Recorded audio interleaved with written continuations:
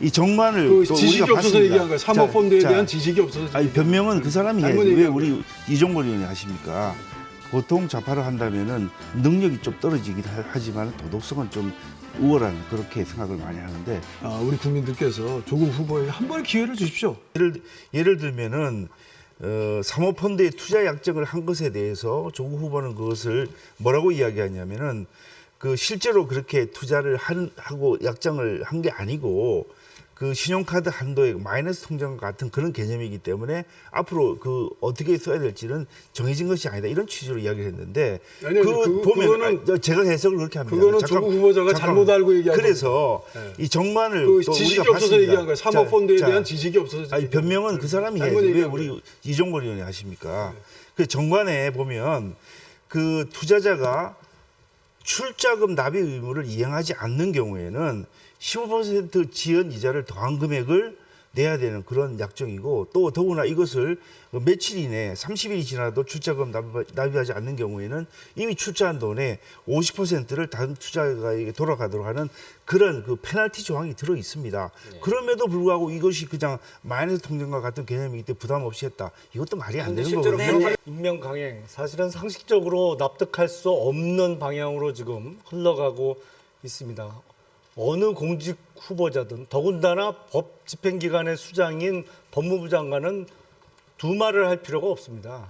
이렇게 도덕적 문제에 그치지 않고 온갖 종류의 범죄 혐의에 이렇게 가까이 가 있는 사람을 지금까지도 공직 후보자의 지위를 유지하도록 내버려 둔다는 것도 사실은 상식 밖의 일입니다. 그래서 만에 하나 문재인 대통령께서 정말 무리해서 임명을 강행한다면 야당 쪽에서는 장관에 대해서 해임 건의한 얘기가 지금 나오고 있고요. 중대 결단을 할 수밖에 없다는 얘기가 나오고 있습니다. 근데 제가 보기엔 아마도 검찰 수사가 정상적으로 정권의 방해를 받지 않고 진행된다면 야당의 해임 건의안 제출보다는 검찰의 사법 처리가 시간적으로 훨씬 빨리 다가오지 않을까 싶습니다. 알겠습니다. 진성준 의원님.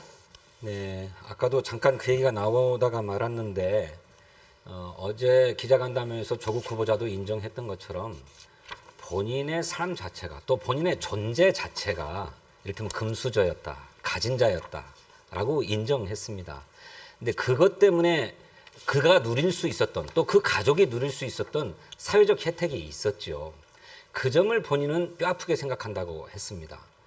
그런 사회적 혜택을 누릴 수 있음을 좀 더 예민하게 바라보고 조금 더 엄밀하게 처신했어야 되는데 그걸 그냥 응당한 것처럼 누려왔다.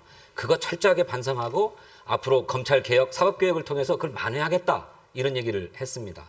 근데 그 존재의 문제와 조국 후보자가 실제로 그런 혜택을 누리기 위해서 적극적으로 청탁에 나서고 부정행위를 했느냐 하는 문제는 갈라봐야 된다고 생각합니다.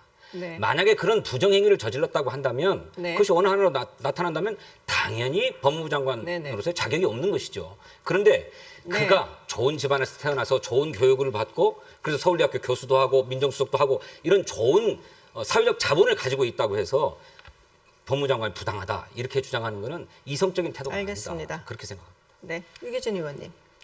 예, 이번에 그 문재인 정부의 실상을 완전히 파악을 했을 겁니다. 우리가 좌파의 민낯을 뚜렷이 보게 된 것인데 보통 좌파를 한다면은 능력이 좀 떨어지긴 하지만 도덕성은 좀 우월한 그렇게 생각을 많이 하는데 이것은 보니까 능력이 떨어질 뿐만 아니라 도덕성도 어디 내놔도 그렇게 내세울 게 없다. 이게 완전히 드러났고 우리 20대에게는 정말 그 실망감이 너무나 컸고 50대 그 부모 입장에서는 아이들한테 그렇게 해주지 못한 그런 좌절감을 품어준 그런 일이라고 생각합니다. 이런 국민들의 반대가 이렇게 열화 같은데도 이것을 강행하고 임명한다. 그러면 그 결과는 너무나 뻔합니다. 결국 국민의 손에 의해서 내려올 수밖에 없는 것이고 국민의 대표기관인 국회에서는 그에 맞춰서 해임 건의라든지 아니면 아마 그 이전에 검찰에서 충분한 그 대가를 치를 것으로 저는 생각합니다. 네, 알겠습니다.